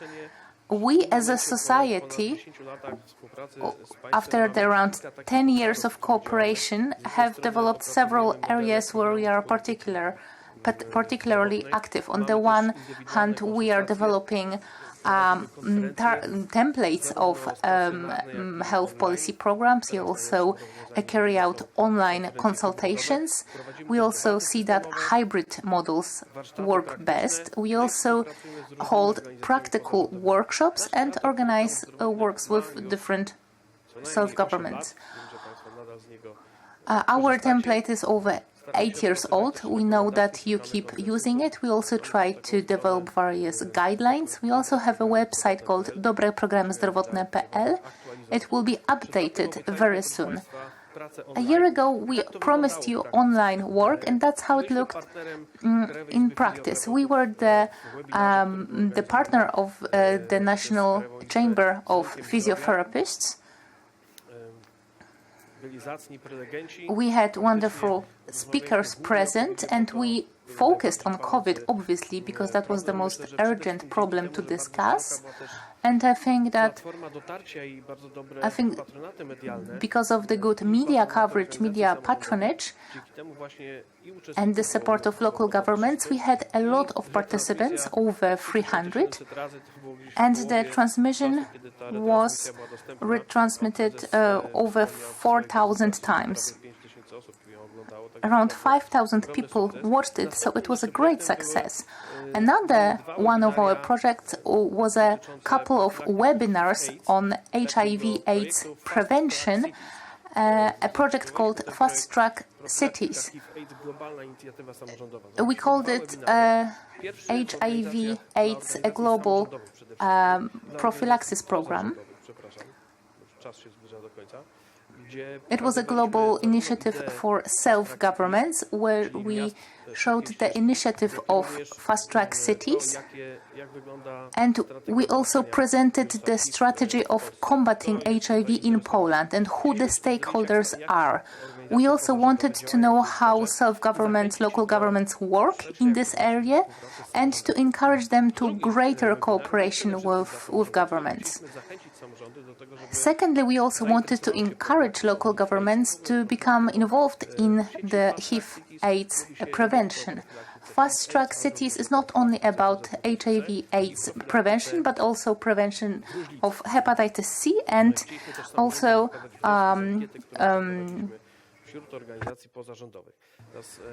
and the prevention of other diseases like, for example, tuberculosis. Pojawi się u nas w Polsce w listopadzie, dlatego że w tejże sieci jest. In this network, we have around 95% of cities, a lot of them in Germany, in Spain, in Portugal, Minsk, Bucharest, Prague is also within this network. But so far, no cities from Poland, and we would like to change that. So we would like to promote these initiatives. This is not associated with additional fundings. It is about promoting an idea.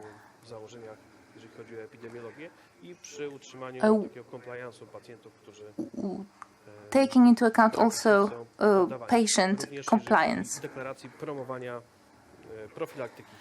It is about declarations on promoting prevention and prophylaxis in HIV/AIDS. Another project regarded flu and COVID-19 in the pediatric population, the role of governments in prevention of viral transmission. We had, on the slide you can see the honorable participants of this meeting, various professors, among them national consultants, for example, national consultant on epidemiology. It was a really esteemed discussion panel, where we talked about this subject, which is underappreciated in Poland. That is, the children are not vaccinated against flu, but they are actually transmitters of the virus. Vaccinations of children definitely gives great results for reducing the viral transmission. So this is part of this flu prevention. We present and publish new models of flu prevention in risk groups. Those materials are also available online. The first self-governments, local governments are already publishing their health programs and have received opinions on their programs from the OUTMIT agency. Another initiative was a webinar about the lungs of Poland. So a program for self-governments and promoting fresh air and respiratory care. This training was very well received. Another initiative was a hybrid training on viral infections, communicable infections in Olsztyn. On this slide you can also see this great expert team which took part in this seminar. Representatives of various foundations and also national consultants. Urszula Jaworska, the president of the Foundation for Bone Marrow Transplants, also was present at this meeting. The vice president of the Council of Physiotherapists was also present. We talked also about flu prevention and prevention of HIV/AIDS. We had 45 participants on site and 35 participants online. We had a two-day meeting because we had a very full agenda, and this seminar was very well received. It turns out that the subjects were very well chosen. I have to talk about prevention of pneumococci, the prevention of pneumococci infections in adults. CESTA has been involved in modeling for various risk groups, and the program was adopted by many local governments. The first voivodeship to join in and to adopt such a program of preventive vaccinations was by the Kujawsko-Pomorskie Voivodeship in 2016. We also have the program called Zdrowie Człowiek Profilaktyka, so health, human prevention, and it has been modified several times ever since. I am also including the logo of the Pomorskie Voivodeship, and now I would like to invite you to see a video which is presented by Agnieszka Kapała-Sokalska, who is a representative of the Pomorskie, so the Pomeranian Voivodeship. It's a great presentation of an example of actions taken by a regional group. The Pomeranian Voivodeship has a POPOS initiatives, and POPOS also, so the Pomeranian Voivodeship also implemented the vaccination program against pneumococci. Out of the 18 counties of the region, 18 out of 20 counties took part in the program. The program was finalized, but the region saw that it was successful, and will tell you more about the developments in that regard. Jako samorząd województwa pomorskiego realizujemy projekt pod nazwą Pomorskie Wspiera. Jest on realizowany od połowy 2021 roku. Projekt skierowany jest do osób, które przeszły zachorowanie na COVID-19 lub które znajdują się aktualnie w kwarantannie bądź też w izolacji. Projekt ten jest jednak również skierowany do osób, które są narażone na ciężki przebieg choroby, a jednocześnie takich, które są disease and also those at risk of social exclusion. Here I mean mostly senior citizens who are over 60 years of age and people with disabilities or people who are suffering from chronic diseases.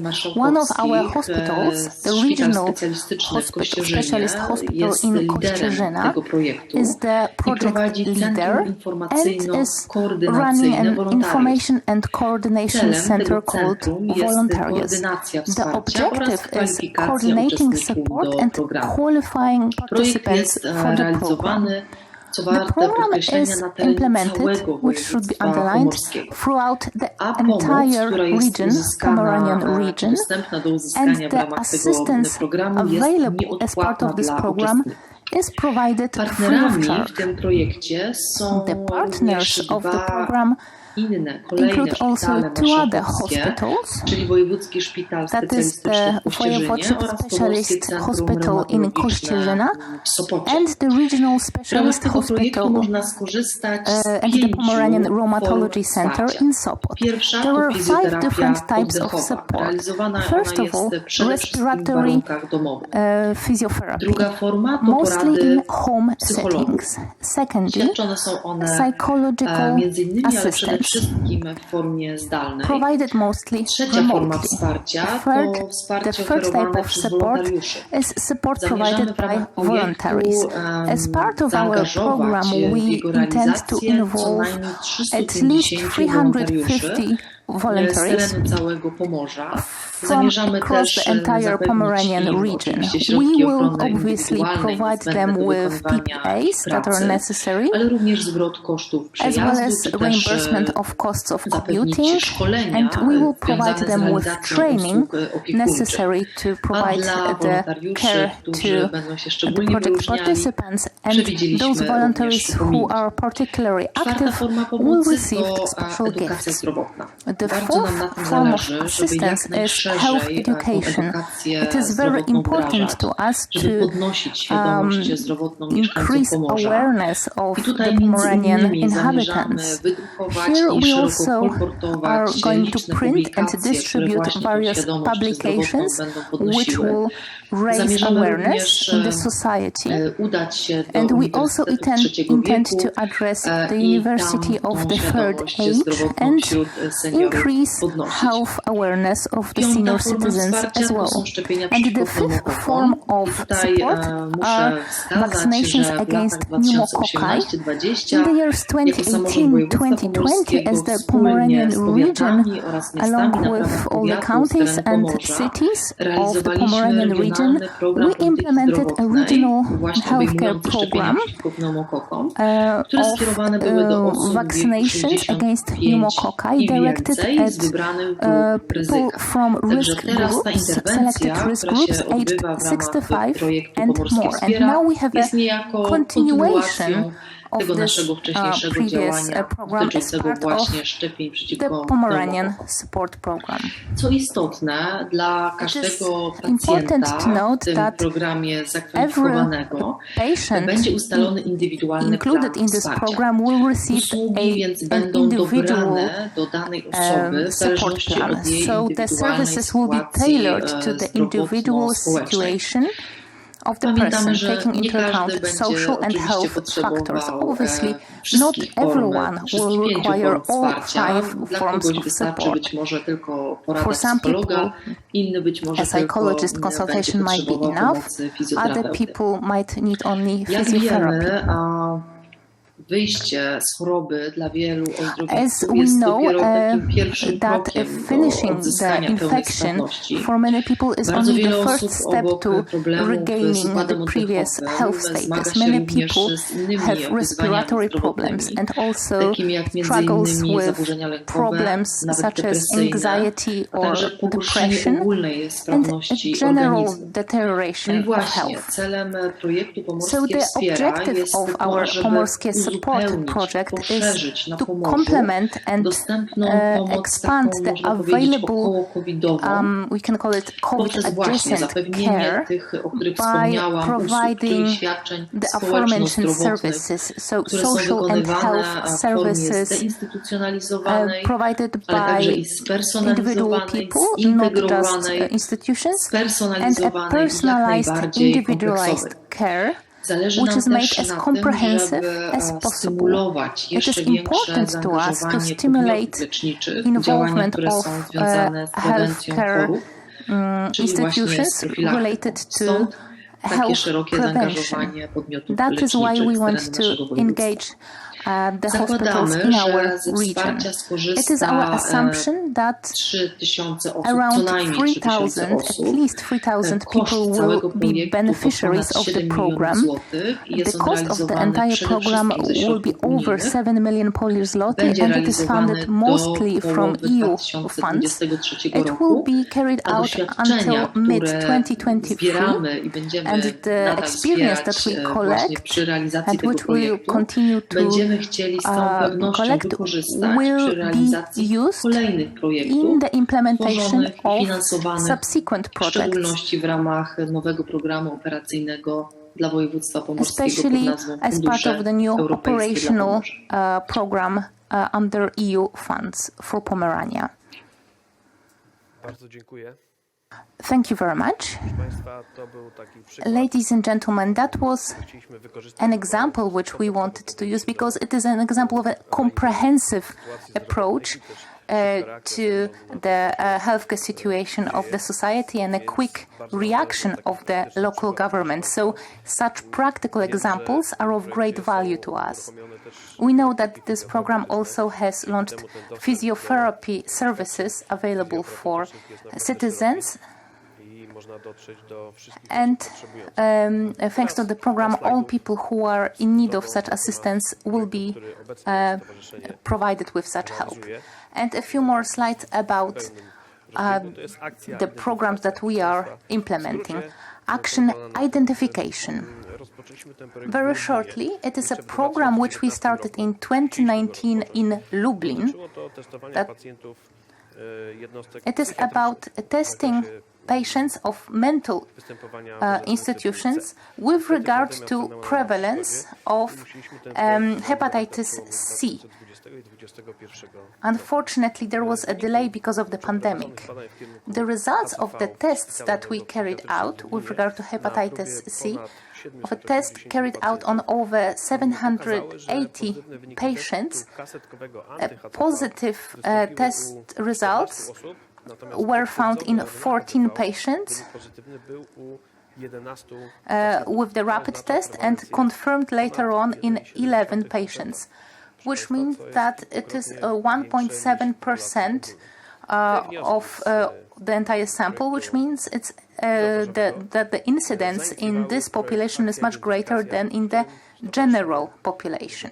And this was the cornerstone for our initiative. The objectives include, most of all, educating patients about prevention of hepatitis C infections, also free of charge diagnostics with regard to this disease, and also the medical personnel, and also referring patients with a positive test results to additional diagnostic tests. Patients with a confirmed infection are directed to infectious disease clinics.